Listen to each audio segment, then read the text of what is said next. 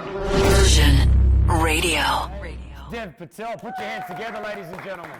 It's a big burst of energy. We've been having some very serious interviews all day. Yeah, I know. It's like, so tell us really about the No, I'm not going to do that. Welcome to Dubai. Thank you. We're so excited to have you here. I'm going to kick off with why you're here, first of all. Yeah. I know there's a really cool initiative, a really great initiative that you've got your name behind right now. Can you tell us a little bit about it? Yeah, it's the Shivas Win the Right Way initiative, and basically we've paired with this charity that we created on my last film called the Lionheart Campaign, which actually has 3 charities underneath it, which is Railway Children India, Childline India, and Magic Bus. And it's to help with these charities to get the lost children off the streets of India and put them in good homes. Amazing, man. Yeah. And was that created straight after the move? Was that something that once you wrapped up the film, you said we need to do this? Well, we realized that, the film was really moving people and playing well with audiences, and we wanted to give back, and it really is a underrepresented issue in the media. And so me and Nicole, whilst we were in Australia, set up the campaign and did a press release, and we've managed to raise, well, on the tour, this was many months back, we were at, I think, $250,000 so far. So good. Charities. Yeah, so good. I've been trying to find a movie that makes me cry because I don't cry. Yeah. And I was on a plane 2 weeks ago, and I knew that we're catching up with you. I'm like, I'm gonna watch it. And then, for the first time in a long time, I got the feelings. Oh man. I didn't cry, but Yeah. Oh damn. You were the closest to Even it, Kim though. Kardashian cried.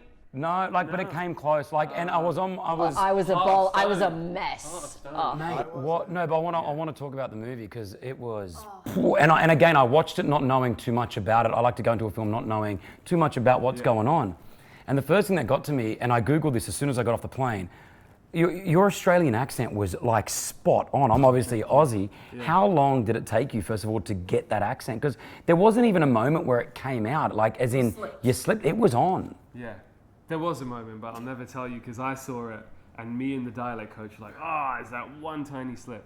But 8 months. 8 months. Wow. Yeah, was it? It's because I don't have a good ear for accents actually, so it was repetition. For 8 months, an hour a day, I Skyped in to this woman called Jenny Kent in Sydney. Yeah. I would go through the whole script from start to finish every day for 8 months. Do you still have it in you? No. I kind of, it's like... It was gone. Yeah. Why don't you As keep soon as it? we called rap, I was like, People would pay to have that accent. Excuse me? And you just got rid of it. You just left it.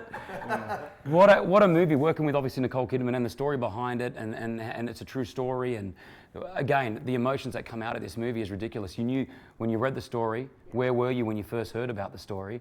And when you realized, hey, I'm going to do this, were you excited? Were you like, wow, this is it. This is my next, this is it for me? I read about it in a newspaper, and then there was talk of the film.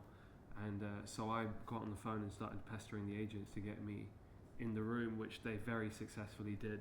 But too early, they hadn't even begun writing the script, and I was trying to pitch myself to the screenwriter and the director, and they were... But who else are they going to use? Like, you're perfect Well, for that's it. it. That's the thing, is actually that was it. It was when your resume works against you because you become the obvious choice.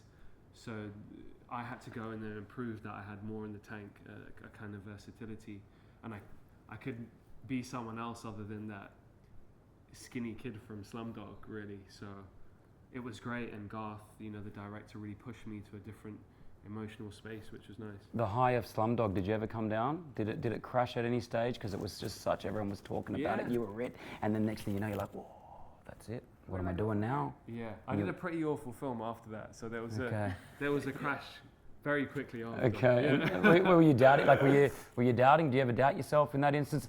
And I don't know. I look at it as sometimes, and I'm not a fighter, but I was reading up on professional MMA fighters or boxing. They fight, they win the championship, right? They're on this high, and then they lose it, and they just crash, and they don't know what to do. They find it hard to go back into it, start the training again, and wait for that success again. Did you ever have those? Is there a roller coaster feeling for you at all? I kind of was thrust into this amazing position in this place of privilege. We did this. It was my first film. I'd done a small TV show. But to be walking those Oscar red carpets, there was always a part of my brain that never felt totally worthy of that position, because you've got these great film actors and thespians that have worked for years to earn that position, and I had a fast track ticket. So when I was there, I was like, I really hope that I can understand this art more and come back here feeling really deserved. Okay. And I was just waiting for the role, the journey. And that came 10 years later with Lion. Do you know that you guys have met before? You know that? Have we? No, where? Ross, I didn't want to bring it up. This is a very sad story here, Dave. This is I was on the red carpet at the Oscars reporting for a fairly large network in this region. OSN. This year. And it was this year.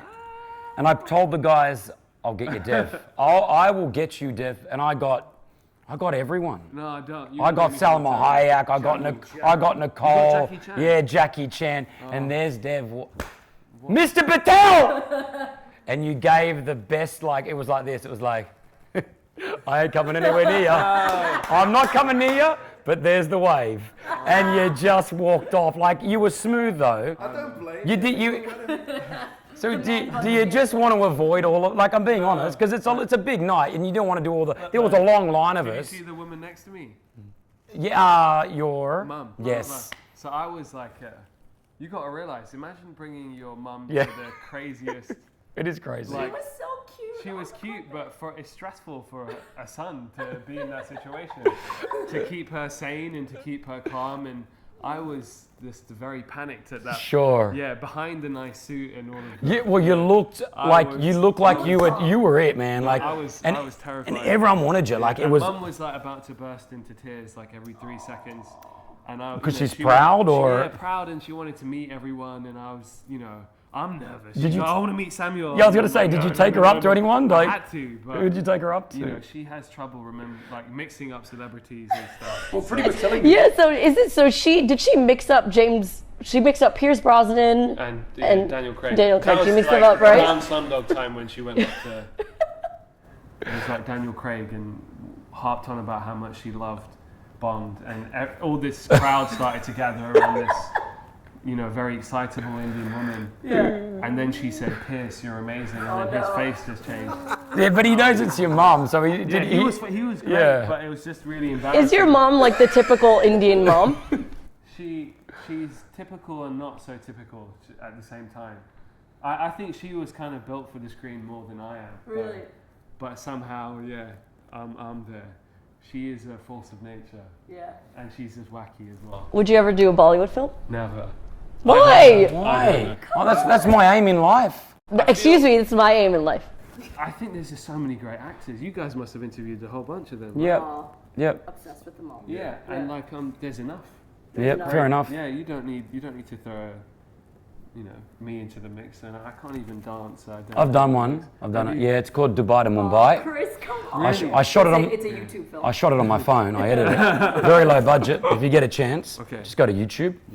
Chris Fade, Dubai to Mumbai. I actually went to Mumbai though. Were you his co-star? No, because obviously I think he feels as though my dancing skills will outshine his, so he doesn't want I don't have to. the hips, but no, honestly, I just feel like there needs to be people like us representing for other types of film experiences. And you do it. love that. You're amazing. You're likable. You're lovable. What's coming up? Is there anything coming up that we can talk about that you know of that you know that's coming up? Right now, just this film called Hotel Mumbai. Okay. Yeah. Oh well, I had it Dubai to Right, Mumbai. yeah.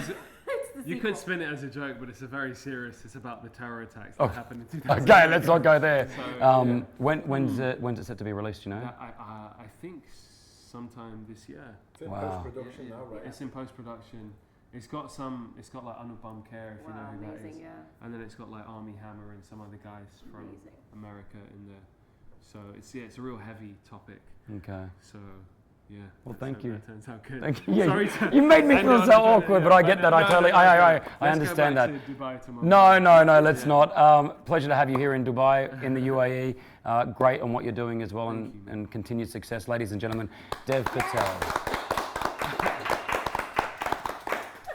Version Radio.